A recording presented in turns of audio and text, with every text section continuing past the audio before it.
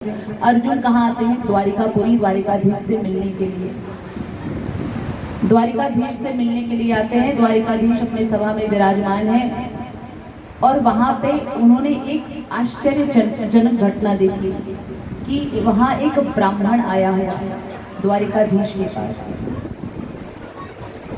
और वो द्वारिकाधीश सहित उनके पुत्र प्रद्युम्न, उनका पोता अनिरुद्ध, संकर्षण यानी भगवान बलराम, सबको तरह तरह की गालियां बकरा उलाहना दे रहा है। अब अर्जुन ने सोचा आखिर ऐसा क्यों कर रहा है, ये गाली दे रहा है ब्राह्मण होके भगवान द्वारिकाधीश का, जबकि पता है ये द्वारिकापुरी का राजा है। तो ब्राह्मण इसलिए परेशान है कि उनको जब भी कोई पुत्र होता है, ब्राह्मण जी को जब भी कोई पुत्र होता है तो वो होते ही मर जाता है। तब वो हर बारी द्वारिकाधीश के पास आता है, अनुनय विनय करता है। उसका पहला पुत्र हुआ वो भी मर गया, दूसरा पुत्र और दूसरा, तीसरा, चौथा, पांचवा, छठा, सातवां, ऐसे कर करके 9 पुत्र उसके मर गए। तो बोलता है यदि आप धरती के राजा हो, द्वारिका के राजा हो, और आप हमारी, यदि आप अपनी प्रजा पर यदि ध्यान नहीं देते हो, संतों, आप बोलते हो कि संत महापुरुष तो आपके इष्ट हैं, यदि उनके साथ कुछ बुरा हो रहा है और आप उनकी सहायता नहीं कर रहे हो, यदि आप चाहो तो मेरे पुत्र मरे ही ना, तो फिर मतलब क्या हुआ आपके ऐश्वर्य का, आपके पराक्रम का, आपके राजा होने का प्रभु मतलब क्या हुआ? आप चतुर्व्यूह रूप में कैसे? प्रद्युम्न के रूप में भगवान ही अवतार लिए, संकर्षण के रूप में, अनिरुद्ध के रूप में और कृष्ण के रूप में, और चारों के चारों मेरा मतलब सहायता तो कौन करे, कुछ मतलब ही नहीं, 9 पुत्र मेरे मर गए। अब ऐसा घटना देखते हैं अर्जुन से बर्दाश्त नहीं होता है। अर्जुन कहते हैं कोई बात नहीं, ये द्वारिकाधीश तुम्हारी सहायता नहीं कर रहे हैं, लेकिन ये अर्जुन है यहाँ पर, अर्जुन अवश्य ही तुम्हारी सहायता करेगा। अब जब तुम्हारी पत्नी गर्भवती होंगी उस समय आप मुझे बता देना, तब तक मैं यहाँ से हिलूंगा नहीं, द्वारिका से जाऊंगा नहीं। कहते यदि ये नहीं कर सकते कुछ, द्वारिकापुरी के राजा नहीं कुछ कर सकते, तो तुम अर्जुन होकर क्या कर सकते हो? कहें कि अरे हमारे महाभारत में हमारी पराक्रम को तुम नहीं जानते हो। अभिमान से युक्त होकर बोलते हैं अर्जुन कि गांडीव धनुष के बारे में तुम जानते होंगे, वो धनुष उठाऊंगा तो सबका सब हो जाएगा, सारा कल्याण हो जाएगा। तो अब जब तुम्हारा कोई पुत्र होगा तो उसकी रक्षा सुरक्षा का भार मेरे ऊपर है, लेकिन इन सभी को अभी कुछ उलाहना मत दो, इनको कुछ बुरा मत बोलो, यहाँ से आप जाओ। तो हाथ जोड़ के वो ब्राह्मण देवता चले जाते हैं। चले गए। जब 10वां पुत्र आने वाला है इस धरती पर, उसकी जो पत्नी देवी है गर्भवती होती है, तो वो जाके अर्जुन को बुला कर लेकर आते हैं। अर्जुन अपना गांडीव धनुष उठाते हैं, वहां पर पहुंच जाते हैं और अर्जुन अपने गांडीव धनुष से तीर छोड़ते हैं और पूरा उसके घर को तीरों से एकदम सुरक्षित कर देते हैं। देखता हूँ कौन आता है इसको मारने के लिए। अब की बार तो और भी बुरा हो गया। पहले तो वो बालक सशरीर आता था, उसका दाह संस्कार करने का मौका मिलता था ब्राह्मण को। इस बार तो वो बालक पैदा हुआ सशरीर ही गायब हो गया। अब अर्जुन को बड़ा बुरा भला बोलने लगा वो ब्राह्मण। मुझे पता था कि जब श्री कृष्ण प्रद्युम्न अनिरुद्ध कुछ नहीं कर पाए, बलराम भी कुछ नहीं कर पाए, तू अर्जुन तुच्छ सा प्राणी क्या कर पाएगा? तेरे ऊपर विश्वास कर दिया मैंने, बहुत बड़ी गलती की। अब अर्जुन ने तो प्रतिज्ञा ले लिया था, नहीं भले ही तेरा पुत्र जा चुका है, फिर भी ये मेरा मतलब प्रतिज्ञा है मेरा कि तेरा ये मरा हुआ पुत्र वापस आएगा, और अगर नहीं वापस आएगा, नहीं वापस ला पाऊंगा तो क्या करूंगा? तपस्या करूंगा। तो अर्जुन को कुछ समझ में नहीं आता है कि उसको लगता है कि सही बात है, जब श्री कृष्ण कुछ नहीं कर पाए तो मुझे नहीं लगता कि मैं इसके बच्चे को वापस ला पाऊंगा। इससे बढ़िया है कि मैं बद्री विशाला धाम पे जाऊं, वहां पर तपस्या करूं, तपस्या करते करते अपने शरीर का अंत कर दूं। यदि इस ब्राह्मण देवता की जो मैंने इसके लिए प्रतिज्ञा किया है वो उसका उल्लंघन हुआ तो इस शरीर का मैं अंत कर दूंगा, त्याग दूंगा इस शरीर को। तो अर्जुन बोलते हैं, भगवान कृष्ण उनके पास आते हैं अर्जुन के पास कि तुम क्यों शोक मग्न हो। तो कहते हैं भगवान ऐसा ऐसा है, मैंने प्रतिज्ञा कर लिया है इस ब्राह्मण देवता का बच्चा लाना, सारे के सारे मरे हुए पुत्र को जीवित करना ही है करना है। अगर नहीं कर पाऊंगा तो तपस्या के द्वारा अपने शरीर का अंत कर दूंगा। कहते हैं अर्जुन घबराओ ना, अब जरा हमारे साथ भी चल के देख लो, हम दोनों ही चल के खोजते हैं। भगवान ने अपने रथ पर अर्जुन को बिठा लिया। अर्जुन को बिठा के भगवान त्रैलोक्य को भी पार करते हुए एक अलग ही लोक में आ गए हैं, जहां पर सिर्फ और सिर्फ अंधेरा ही अंधेरा है। क्या है? चारों तरफ अंधेरा ही अंधेरा है। भगवान ने अपना चक्र जो है घुमा दिया, चक्र छोड़ा तो उस चक्र के प्रकाश से सर्वत्र उजाला आ गया। और उजाला होता है वहां पर भौमा पुरुष विराजमान है। ये भौमा पुरुष कौन है? परम पिता पर ब्रह्म परमेश्वर हमारे जो ठाकुर जी है वही भौमा पुरुष के रूप में वहां पर विद्यमान है। बोले भक्त वत्सल भगवान की जय। भौमा पुरुष बोलते हैं कि मैं तुम्हारा ही रूप हूँ कृष्ण। मैंने ये लीला ब्राह्मणों के पुत्रों को मैं ही अपने पास बुला लेता हूँ, उनके सारे के सारे पुत्र जीवित हैं। मैंने ये लीला किया है, यदि मैं ये लीला नहीं करता तो तुम हमारे पास नहीं आते। ये जो अर्जुन है वो नर है, नर के रूप में विद्यमान है, और जो नारायण है तुम्हारे रूप में विद्यमान है। यानी नर और नारायण, नर के रूप में जो अर्जुन है और नारायण के रूप में जो श्री कृष्ण है, यानी भूमा पुरुष बता रहे हैं तुम दोनों ही मेरे रूप हो। अर्जुन कोई साधारण व्यक्ति नहीं, अर्जुन भी भगवान का ही रूप है। कहते नर के रूप में अर्जुन और नारायण के रूप में कृष्ण, तुम मेरे ही दोनों रूप हो। और नर नारायण भगवान बद्री विशाला धाम में आज भी विराजमान है। बोलिए नर नारायण भगवान की जय। कहे मैं तुम लोगों का दर्शन करने के लिए यहाँ पर आया हूँ, और मैं तुमको ये बता देना चाहता हूँ कृष्ण कि लगभग तुम्हारी सारी लीलाएं समाप्त हो चुकी है। तुम इस धरा धाम पर इसलिए आए थे धर्म की स्थापना के लिए, असुरों का संहार करने के लिए, अपने भक्तों को सुख पहुंचाने के लिए। तो तुम सारे के सारे असुरों का तो संहार तुमने कर ही दिया है और लीला भी सारी पूर्ण कर ली है। तो जल्दी से जल्दी हमारे पास आने की कृपा करो। बोलिए भक्त वत्सल भगवान की जय। एक दिन भगवान बैठे बैठे सोच रहे हैं कि 56 करोड़, कितना 56 करोड़ यदुवंशी हैं भगवान के यहाँ पर। 56 करोड़ तो कहा गया है, न जाने कितने। तो भगवान ने कहा मेरे यदुवंश का ही मैं हूं, मेरे नाती पोते भी बड़े उद्दंड हो गए हैं। तो मैं नहीं चाहता कि जाते जाते किसी भी प्रकार का पृथ्वी पर भार छोड़कर जाऊं। तो भगवान ने संकल्प किया कि मैं अपने वंशजों का भी विनाश करके ही रहूंगा, क्योंकि मेरे वंशज के बालक भी उद्दंड हो गए हैं। और हो सकता है कि यदि ये जीवित रहेंगे आगे महाभारत खड़ा कर सकते हैं, फिर से महाभारत होगा, फिर से कुछ बुरा न करें ये लोग, फिर से धरती माता को परेशानी न झेलनी पड़े। इसलिए मैं अपने वंशजों का भी विनाश करके ही इस धराधाम से जाऊंगा। तो भगवान ने संकल्प किया। जब भगवान ने संकल्प किया, सारे ऋषि मुनि भगवान के संकल्प में शामिल हुए और द्वारकापुरी में पधारे। बोलिए संत समाज की जय। सारे संत देवता लोग पधारते हैं। दुर्वासा, भृगु, वशिष्ठ, च्यवन, मेघातिथि, सारे के सारे संत महापुरुष द्वारिकापुरी में पधारते हैं। तो भगवान कहते हैं कि हे भगवान, आप इस द्वारिकापुरी में चातुर्मास्य करिए, 4 महीने तक यहीं पर रहिए और यहाँ पर ही हमारी द्वारिका नगरी में रह करके भगवान का पूजा पाठ करिए, जिससे कुछ पुण्य हम यदुवंशियों को भी मिले। ये भगवान की लीला ही है, भगवान ने आवाहन किया है, संत महापुरुष वहां पधारे हैं। तो भगवान के जो कुल के जो नाती पोते होते हैं, पुत्र होते हैं, भगवान के एक पुत्र थे जाम्बवती नंदन सांब। भगवान की पत्नी थी जाम्बवती, उनके पुत्र थे सांब। कौन थे? सांब।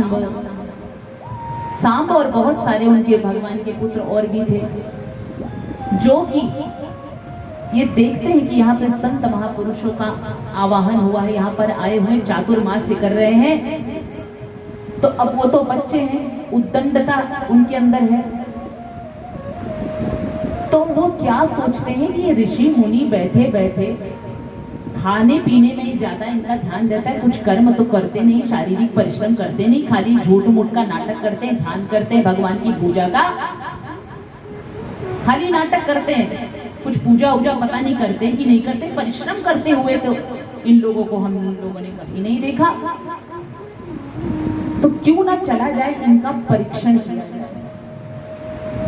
देखिए, कभी भी परीक्षण भगवान का या भगवान के भक्तों का नहीं करना चाहिए। यदि परीक्षण करना है ना, तो हमको अपने आप का परीक्षण करना चाहिए। अपने आप का परीक्षण करो, भगवान के भक्त का परीक्षण करने का हिम्मत ताकत हमारे अंदर नहीं है। तो भगवान की परीक्षण करने की तो बात ही दूर की। मैंने आपको बताया था, ब्रह्मा जी ने परीक्षा लिया था, भगवान अप्रसन्न हो गए थे। तो आज ये बालक संत समाज का, संत महापुरुषों का परीक्षण करने की चले देखे क्या ये जो तप पूजा पाठ करते हैं, ये ढोंग ही करते हैं या सच में इसकी कोई सार्थकता है, सच में ये तप करते हैं कि नहीं, इनके अंदर शक्ति है कि नहीं। चलो नाटक करते हैं। अब सांब को बढ़िया सभी पुत्रों ने गर्भवती महिला बनने का कहा कि नाटक करना है, गर्भवती महिला बना दिया कि तकिया वकिया रख दिया पेट में कि चलो तुम गर्भवती हो जाओ। अब चलेंगे संत महापुरुषों के पास, देखते हैं कि हमको पकड़ पाते हैं कि नहीं पकड़ पाते, सच में जानकार है या पखंडी बाबा है। सच्चे संत महापुरुष में पहुंच गए। अब जाम्बवती की जो पुत्र है सांब, तो सांब को लेके जाते हैं और बाकी के जो बालक हैं कहते हैं, अरे पंडित जी जरा इन पर दृष्टि डालिए, ये गर्भवती हैं, जरा बता देंगे कि इनके पुत्र होगा या पुत्री। अब सब संत तो भैया देख रहे हैं, टुकुर टुकुर निहार रहे हैं, लेकिन जो संत आशीर्वाद और श्राप देने में प्रसिद्ध है वो कौन है? दुर्वासा जी। दुर्वासा जी कहे जरा गर्भवती देवी जी को हमारे सामने लेकर तो आइए, दृष्टिपात करते हैं, देखते हैं। कहते तो हमें छलने आए हो, हमें छलने आए हो, हमें सब पता है, तुम जाम्बवती के पुत्र सांब हो और यहाँ पर हमारी परीक्षा लेने के लिए आए हो, और तुम ये पूछना चाह रहे हो कि पुत्र होगा या पुत्री। तो बेटा न पुत्र होगा न पुत्री होगी, इसके पेट में से तो मूसल निकलेगा लोहे का, ऐसा मूसल होगा जो पूरे यदुवंशियों का विनाश कर देगा। बोलिए वृंदावन बिहारी लाल की जय। इसलिए आप किसी भी संत महापुरुष के पास जाइए, भगवान के भक्त के पास जाइए, तो अभिमान रहित होकर जाइए। भले आप ज्ञानी हो, भले आप ज्ञानी हो, अज्ञानी बनकर जाइए। यदि एक नन्हा सा बालक भी व्यासपीठ पर विराजमान है, वो कुछ कह रहा है, तो अपने आप को खाली करके जाओगे तो कुछ अंदर यहाँ से लेकर निकलोगे। और जब अभिमान युक्त होकर आओगे, अरे बाप रे, कितने लोग तो अपमान करने के लिए आते हैं महाराज। कोई भी व्यास हो, चाहे वो स्त्री रूप में हो चाहे वो पुरुष रूप में हो, हम आपके लिए स्त्री हो सकते हैं, पुरुष हो सकते हैं, लेकिन भगवान के लिए हम सब एक है, एक अंश है, एक आत्मा है। तो उनका आलोचना करने के लिए नहीं। देखिए, संत महापुरुष का, भगवान के भक्त का यदि आप आलोचना करोगे, उनकी बुराई करोगे, उन पर असर नहीं पड़ेगा। ये आपको हम इसलिए समझा रहे हैं ताकि आप लोगों का कल्याण हो, आप लोगों का विनाश ना हो।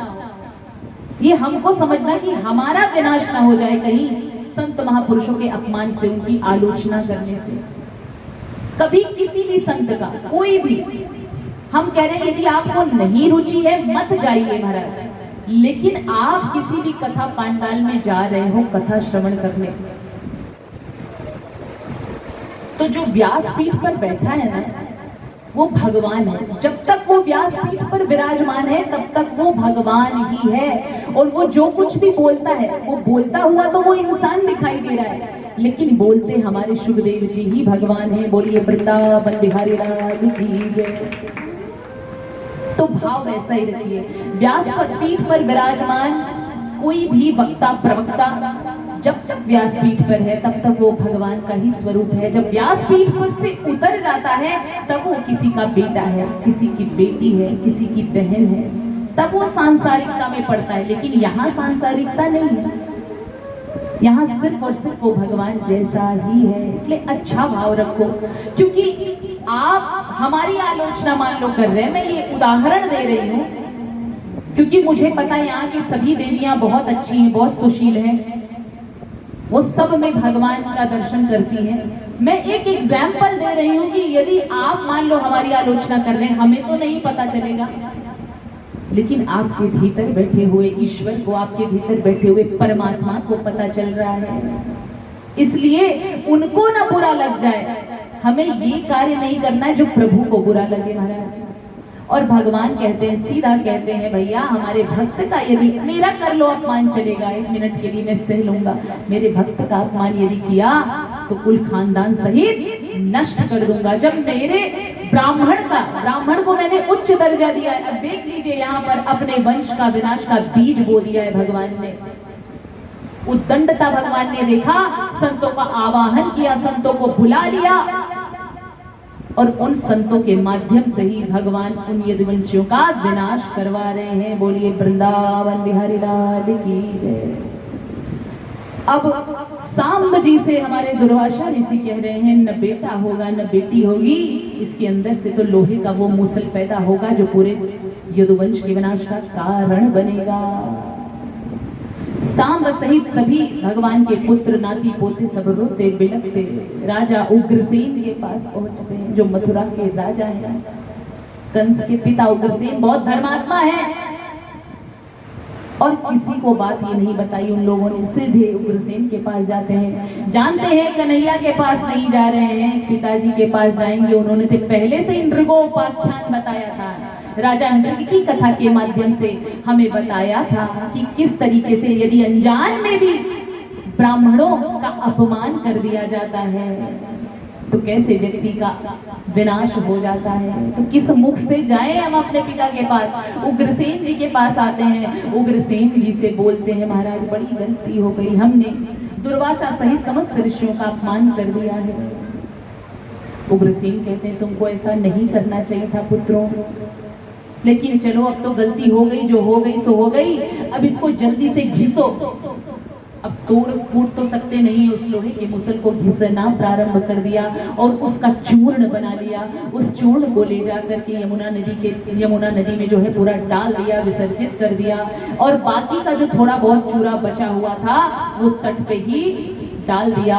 और उस तट में वो जो चूर्ण था, मूसल का जो चूर्ण बचा हुआ था, उस तट पे एर का नामक घास बन करके उत्पन्न हो गया। कौन सा घास? एर का नामक घास।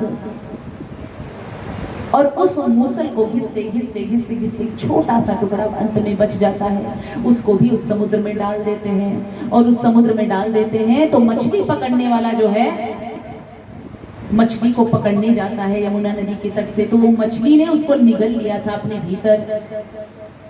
तो फिर से उस मूसल का जो टुकड़ा था, हिस्सा था, जब उसने काटा मछली के शरीर को तो निकला, बाहर निकाल के फेंक देता है। और वहीं पे एक शिकारी गुजरता है वहीं से होकर, तो जो बाण बनाता है ना, बाण बनाकर और शिकार पे जाता है, तो उसने वो जब कील देखा, लोहे की कील थी, मूसल की कील बन गई थी इतनी बड़ी, तो जब बाण बना रहा है तो उस कील की नोक पे जो है उसको लगा देता है कि शिकार करूंगा तो काम आएगा।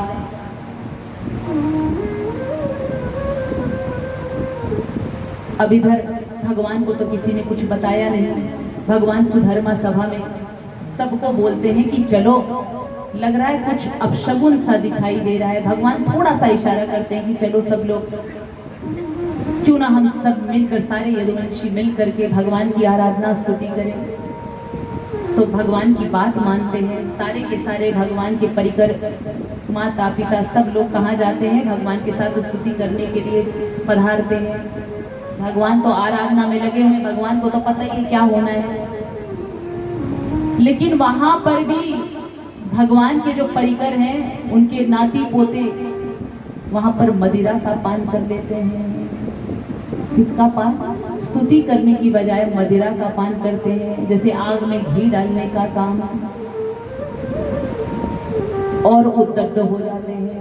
इधर हमारे जो उद्धव जी महाराज हैं, उद्धव जी को जब पता चलता है कि भगवान एकदम ध्यान मग्न हो गए हैं, किसी से बातचीत नहीं कर रहे हैं, भगवान के पास एकांत में जाते हैं। उद्धव तो त्रिकाल दृष्टा है, उद्धव को पता है कि भगवान आप स्वधाम गमन करने वाले हो। क्या करने वाले हो? स्वधाम गमन। प्रभु आप हमें अकेला छोड़कर मत जाओ, हमें अपने साथ विवाह कर ले चलो। हम नहीं रह पाएंगे प्रभु आपके पति, हम तो आपके दासों के भी दास हैं, हमें इस तरीके से छोड़कर मत जाइएगा। प्रभु ने बोला नहीं उद्धव, हम आपको नहीं ले जा सकते, हम आपको नहीं ले जा सकते, ये हमारी लीला है। तभी तो भगवान कहते हैं, भगवान ने स्वयं लीला धारण किया, शरीर बनाए, तो वो शरीर भी भगवान ने नष्ट किया, अपना शरीर भी। तो जब हम सब यहाँ पर आए हैं तो क्या हम नहीं जाएंगे? हमने अमृत का घरिया थोड़ा ना पिया है, अमृत का पान थोड़ी ना किया है। जब भगवान अपना लीला शरीर समाप्त करते हैं अंत में, तो हमको भी तो ये शरीर छोड़ कर जाना है। तो किस अभिमान में हम डूबे हुए हैं बताइए। अब थोड़ा सा भगवान नाम संकीर्तन करेंगे, फिर